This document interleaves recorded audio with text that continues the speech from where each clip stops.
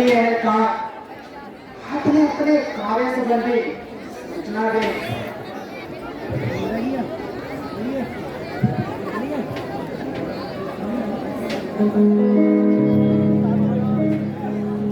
महाराज दशरथ की जय हो। महाराज के इकबाल से तमाम प्रजा खुशहाल है और दुश्मन पायमार है। सभी कर्मचारी अपना अपना काम निहायती ईमानदारी से कर रहे हैं।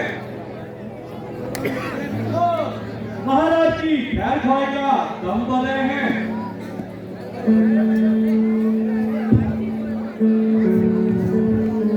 महाराज का एक एक सिपाही पूरी जान निसार है और इस अयोध्या तख्त के लिए अपना सर कटवाने को तैयार है।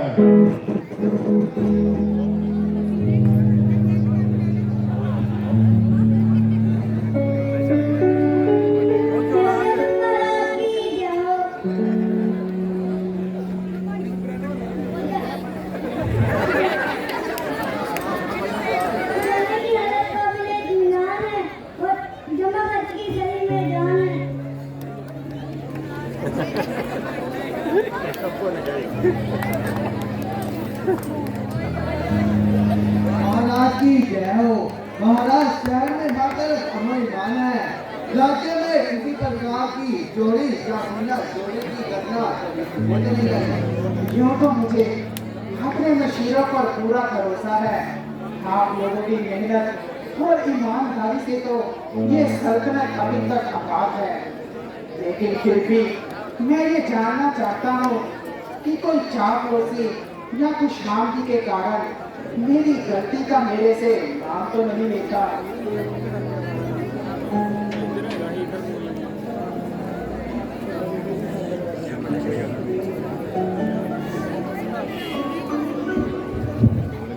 महाराज गुस्ताखी माफ। आपको किस तरह से हमारी नेक नीति पर शक हुआ, जिसे सुनकर मेरा सीना भी फक हुआ। मंत्री जी, रात को मेरी तबीयत पर कुछ मलाल है, जिस कारण मेरी तबीयत खुद ब खुद अख्तियार से बाहर है। महाराज ऐसी भी कोई क्या बात हो गई जिसके लिए आपके लिए रात भूली के समान हो गई? मंत्री जी, रात को मैंने परेशान कर देने वाला एक सपना देखा। जब से ये सपना देखा तब से तबीयत बुरी तरह से मेरे अख्तियार से बाहर है। हाँ मालूम, आज मेरी तबीयत खुद ब खुद क्यों अख्तियार से बाहर है। मन में कुछ जरूर खेद है जो मेरी तबीयत को इस प्रकार से खेद है। भ्रम होता है मंत्री जी कि मेरे ध्यानों से प्यारी प्रजा पर कहीं अत्याचार हुआ है। इसलिए मेरे कहने का विश्वास करो और यहाँ कहीं भी कोई खराबी है उसकी शीघ्र तलाश करो। पृथ्वीनाथ, आप अपने दिल को परेशान ना कीजिए। सपने में मनुष्य एक पल में अमीर और दूसरे पल में गरीब हो जाता है, और ऐसे ख्यालात को दिल से निकालिए और अपनी तबीयत को संभालिए।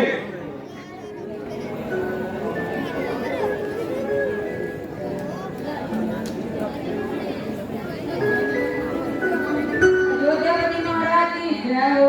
महाराज बाहर देवड़ी पर ऋषि विश्वामित्र जी आए हैं। क्या ऋषि विश्वामित्र जी आए हैं? जी हाँ महाराज। जाइए उन्हें आगे साहित्य बाग में लेकर आइए।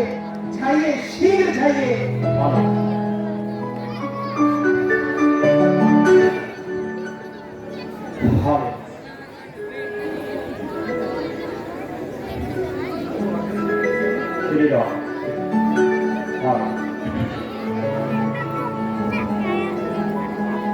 आइए आइए जीवन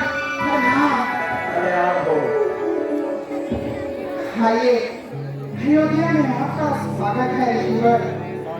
आइए मेरे धन्य भाव जो आपने यहाँ कदम डाले, आइए आसन पर विराजमान होइए।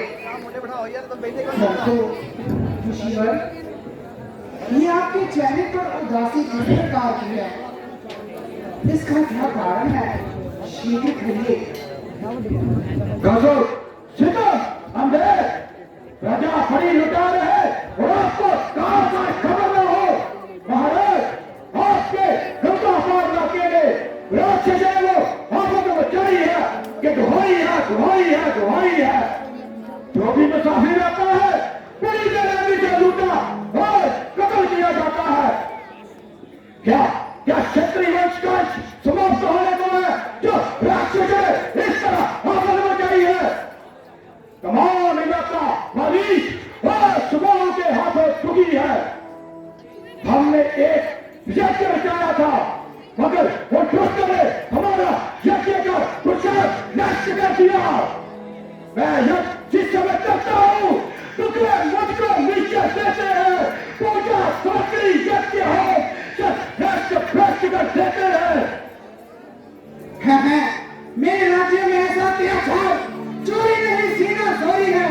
जब मेरी प्रजा को इस तरह आजाद है तो मेरे राज्य करने पर ही धिक्कार है। मैं भी चढ़ाई करता हूँ और दूसरे का काम तमाम करता हूँ। निश्चय ही ऋषिवर की मौत करीब आई जिन्होंने साधुओं सन्यासियों को सुताने की इस कदर आफत मचाई। मंत्री जी, क्या अभी आपको मेरे किसी सपने पर देखा है? जाइए और शीघ्र से खोज त्याग करिए, हम अभी उनसे युद्ध करेंगे। राजन, आपको साथ चलने की जरूरत नहीं। आप केवल राम और लक्ष्मण को मेरे साथ कीजिए और मेरे हाथों में उनका हाथ दीजिए। असुरों के अत्याचारों से घबराया हूं मैं। रक्षा सहायता दो चीजें तुमसे ले आया हूं मैं। तो अपने राम लक्ष्मण को दे दे मुझे कुछ दिनों के लिए। इसमें सुंदर यश है और कल्याण कीर्ति है तेरे लिए। महाराज, आप राजकुमारों को भेजने में जरा भी संकोच ना करें। मुनिवर, आपका कहना बिल्कुल ठीक है, मगर राम और लक्ष्मण साथ ले जाने की आप हट न करें। वे मुनिवर दोनों बालक बोले भाड़े न दांत से है।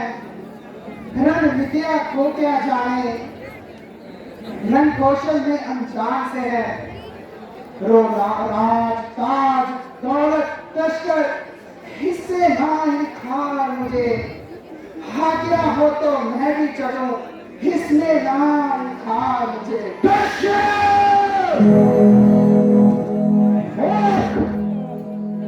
रघुकुल में ऐसे कायर कहां से पैदा हो गए?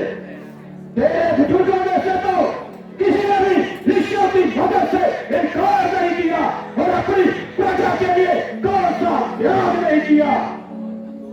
जुबान का कौल उनके सर के साथ था, इसीलिए उनके सर पर परमेश्वर का हाथ था। तूने आज राजा हरिश्चंद्र और की कीर्ति को खाक में मिला दिया। यदि आज राजा जिंदा होते तो ऐसी औलाद की 16 मिलना होते। अलोक होता है कि परमात्मा को ये राग ज्यादा देर तक रखना मंजूर नहीं। दशरथ तो जैसे ज्ञानी को यह विचार नहीं सोता है, जिसके पास वेद होने को अपनी जो माया में होता है, उपकार संत का करने में इतनी देरी, इतनी उलझन, तो 4 दिनों को देने में इतनी बातें, इतनी उलझन।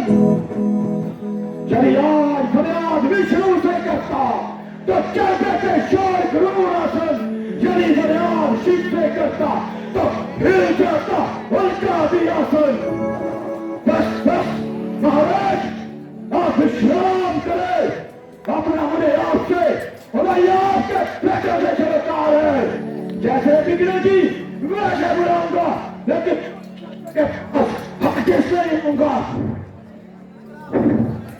ये महाराज रुकिए। महाराज आप विश्राम न कीजिए। राजकुमारों को भेजने में टाल मटोल महाराजा दशरथ आप मत कीजिए। ये योगी राज कहाते हैं तो हरगिज इनसे टाल न कर। ये बड़े विचारशील मुनि है तो किसी बात का ख्याल न कर। ये तेरे राम लखन को विद्या धर्म सिखाएंगे। पुत्र तेरे होकर दो चंद आनंद सहित घर आएंगे। राजन आप हर तरह से समझदार हैं। अगर मुनि जी खाली हाथ चले गए तो बहुत रुसवाई होगी। इसलिए आप राम और लक्ष्मण को इनके साथ विदा कर दीजिए। जैसी आज्ञा गुरुदेव, परंतु मैं तो ऋषिवर जी के साथ स्वयं चलने को तैयार था। अगर रंग में कुछ उलट पुलट हो गया तो ये दुनिया मुझे क्या कहेगी गुरुदेव। बुढ़ा, ये बुढ़ा आप तो महलों में बैठा रहा और बच्चों को मरने के लिए रन में भेज दिया। परंतु ऋषिवर, यदि आपका यही विचार है तो मुझे क्या इसरार है। मैं अभी महलों में से राजकुमारों को बुलवा देता हूँ ऋषिवर। मंत्री जी जाइए और महलों में से राम और लक्ष्मण को लेकर आइए। आइए ऋषिवर, आप तब तक विश्राम करिए। आइए गुरुदेव।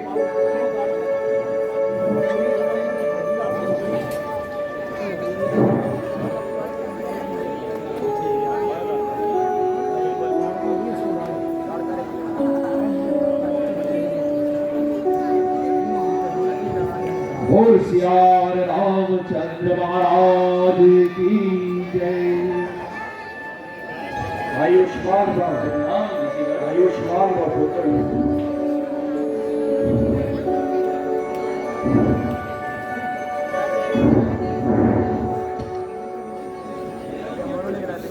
प्रणाम मुनिवर। आयुष्मान भव पुत्र। प्रणाम पिताजी। खुश रहो बेटा।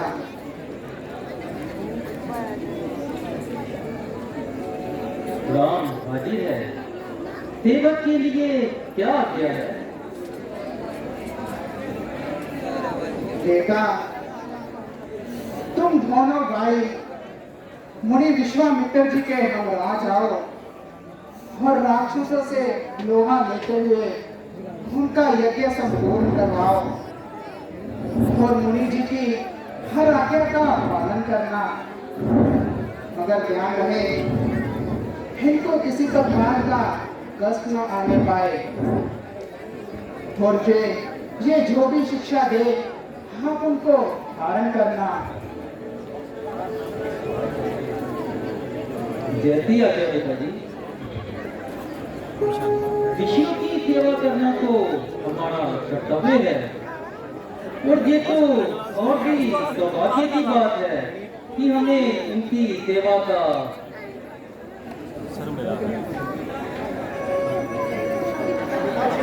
राक्षसों की क्या हो गया है? राक्षस का कोई भी फर्क नहीं पाए। अंधे का उसका पार्टी